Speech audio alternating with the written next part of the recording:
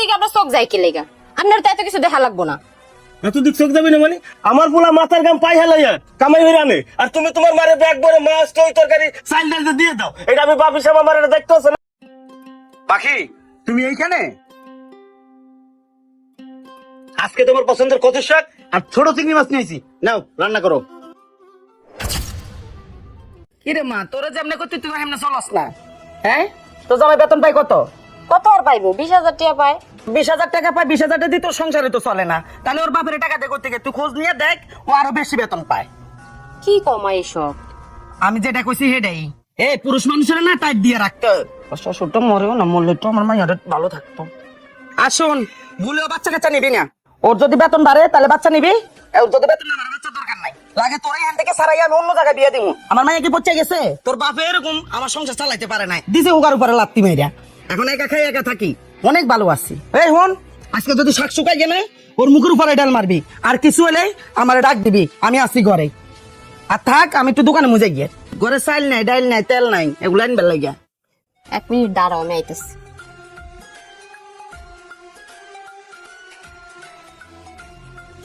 মা, আরে এটা কি দরকার ছিল? আরে এডি লোক, আমার জামাই বাসায় নেই, এডি রাখো। তোমার যা লাগে তুমি আমারে কইবা, তুমি আর দোকানে যাই বাকি করবা না, বুঝছো? আর এই যে 500 টিয়া তোমার না জামা না, লাগবো না। রাখো। ওই যদি আর বাপেরা চালাইতে পারে তাহলে আমি আমার মারে চালাইতে পারবো না? এতদিন তো আমি বুঝি নাই, এখন এখন ঠিকই বুঝছি। আচ্ছা ঠিক আছে মা, কিছু লাগলে এখন থেকে আমি তোরে কমনি। আমারে কইবা, যাও। ভাই তো কথাটা ঠিকই কইছিল। কি চিন্তা করো, নাও রান্না করো। কি আনছো তুমি? কেন কচুর শাক আর চিংড়ি মাছ? দেখ, তুমি কি করলে এটা? এগুলো কি মাইসে খায়? তুমি কি শুরু করছো? আজকে এই শাক, কালকে ওই শাক, খালি শাক খাওয়াইবে তুমি আমারে? পাখি, তুমি জানো যে আমি বেতন কম পাই, এখন মাসের শেষ, আমার হাতে টাকা নাই। টাকা ছিল না বিদে কচুর শাক আর চিংড়ি মাছ নিলাম। কচুর শাক আর চিংড়ি মাছ তো তোমার পছন্দ, হঠাৎ করে শাকে আবার কি হইলো? এখন খাও, পরে ভালো মন্দ খাইও। কে? আমি পরে ভালো মন্দ খামু কে? তুমি বেতন পাও কত? তুমি এখন আবার কি বলো? কেন তুমি জানো না আমার বেতন কত? জানি তোমার বেতন হচ্ছে 20,000 টাকা, কিন্তু তোমার বেতন তো 20,000 না, তুমি আরো বেতন পাও। তোমার অফিসে যে আমি খোঁজ লাগাইতেছি তুমি কত বেতন পাও। আমি তোমাকে মিছা কথা কই? মিছা কথা কইতেও পারো, এটা কোনো গ্যারান্টি আছে? আজকের পর থেকে তুমি তোমার বাপেরে কোনো খরচ দিবা না। দেখো পাখি, বাপ মা সন্তানের বড় করে একটু ভালো থাকার আশায়, সে বাপ মার দায়িত্ব যদি আমি না নেই তাহলে আমার বাপের দায়িত্ব কে নিবে বলো তুমি? না, তোমার এত এমনই দায়িত্ব নেওয়া লাগবে না। তোমার বাপে কি কাম করতে পারে না? হ্যাঁ, তোমার বাপের কি কাম করার বয়স গেছে গা? ঠিক আছে, যাও না। আরে এটা তুমি রান্না করে খাও, এটা আমি পারতাম না আনতে। পাখি, কি যে হলো হঠাৎ করে? এই কাজ বাদ দিয়ে দাঁড়ায় আছে কেন? কাজ করো। হাই মুন্না সাহেব, আপনি কাজ কাম বাদ দিয়ে যাচ্ছেন কেন? আসেন আমার চেম্বারে আসেন, আপনার সাথে কথা আছে। আল্লাহ জানে স্যার আবার কি কয়। Sir ডাকছিলেন sir? ও, সমস্যা কি? কাজ কাম বাদ দিয়ে বসে থাকো কেন লাগা? না মানে স্যার, একটু পারিবারিক ঝামেলা আছে তো, এই জন্য স্যার। পারিবারিক সমস্যা তোমার কাজের মধ্যে ঢুকাইলে হবে নাকি মিয়া? Sorry sir. স্যার একটু কথা ছিল স্যার। হ্যাঁ কও। স্যার আমি তো আপনাদের এখানে অনেকদিন ধরে চাকরি করি স্যার, আমার বেতন তো 20,000 দেন স্যার, আমার বেতনটা একটু বাড়ান যায় না স্যার? 20,000 টাকা বেতন তাও তোমার চলে না, তাহলে 50,000 টাকা করে দেই। না মানে স্যার এত মিয়া ফাইজলিম করো মিয়া।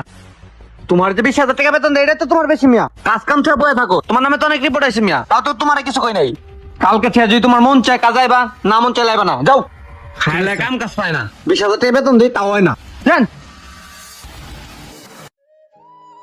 মুন্না, বাবা মুন্না। আরে আব্বা তুমি?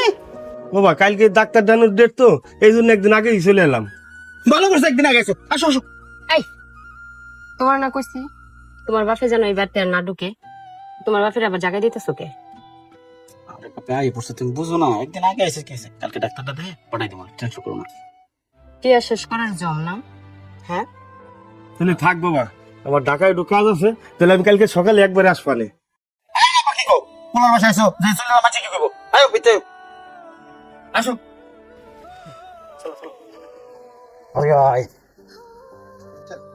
ওই যে আইসে শ্বশুরটা, আইসে 5 তারিখ, আমার মা এটা জীবনটা ধ্বংস করানোর লেগে আবার চলে আইসে। শিমুল ভাই, জি ভাবি। আমারও 10 কেজি চাল দেন আর একটা তেলের বোতল দেন। কি করেন ভাবি, আপনারা গত 5 দিন তেলের বোতল নিয়ে গেলেন, 10 কেজি চাল নিয়ে গেলেন, এই 2 দিনে শেষ হয়ে গেল। আপনার না মানুষ 2 জন। আরে ভাই, আপনি এত কথা কইতেছেন কে? বাকির খাতাতে লেখা রাখবেন, বিল তো আমার স্বামী দিব। এ মানে ভাবি মুন্না ভাই জিজ্ঞাসা করে তো এত বিল হইলো কেমনে, এই জন্য আর কি। এবার যদি কোনো কিছু কয় আমার কথা কইবেন। ও আবার হিসাব নেয় না। আচ্ছা। আপনি দেন ভাবি এখানে 10 কেজি চালে আছে, নেন। দেন। বৌমা, আমার খুব ঠান্ডা লাগছে, আমার একটু রং চা করে দাও না মা। আপনি তো আপনার ছেলের বউ ভাবেন না, আপনি তো ভাবেন আমি বান্দি দেশি না। হ্যাঁ, আরে এই যে পাউডার যে সেগায় রাখছেন, আমি যে একটা মাইয়া মানুষ, আপনি ছেলের বউ, তা আপনার পাউডার একটু গুছায় পাওয়া যায় না? আর পারেন তো একটু বাইরেও যাইতে, বেটা মানুষ এত ঘরের ভিতর বই থাকেন কি লেগা? খালি গুড়ুর মুড়ুর করতেছেন। ঠিক আছে মা, আমি দোকানে চা খাইয়েছি।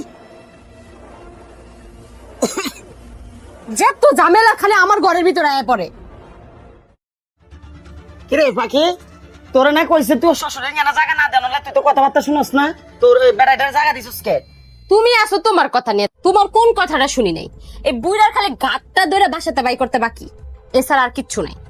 তুমি কও এইটার কিভাবে বাই করবো? এখন যে কোনো ভাবে কোনোদিনও যেন তোর ঘরে না এই ব্যবস্থা করতে হইব। মানে এটা কিভাবে করন যায় এটা দেখ। মা তুমি ভাবো তো কি করলে এই বুড়ারে ঘরতে বাই করন যায়, আর কোনো দিন যেন এই ঘরে না আহে। আচ্ছা ঠিক আছে, এটা আমি ভাইবা চিন্তা দেখতাছি। অনেকটা কাজ করতো, আমার 2 কেজি চাউল দে আর কয়টা পেঁয়াজ দে। ও উড়ি শেষ হয়ে গেছে, দাঁড়াও দিতাছি।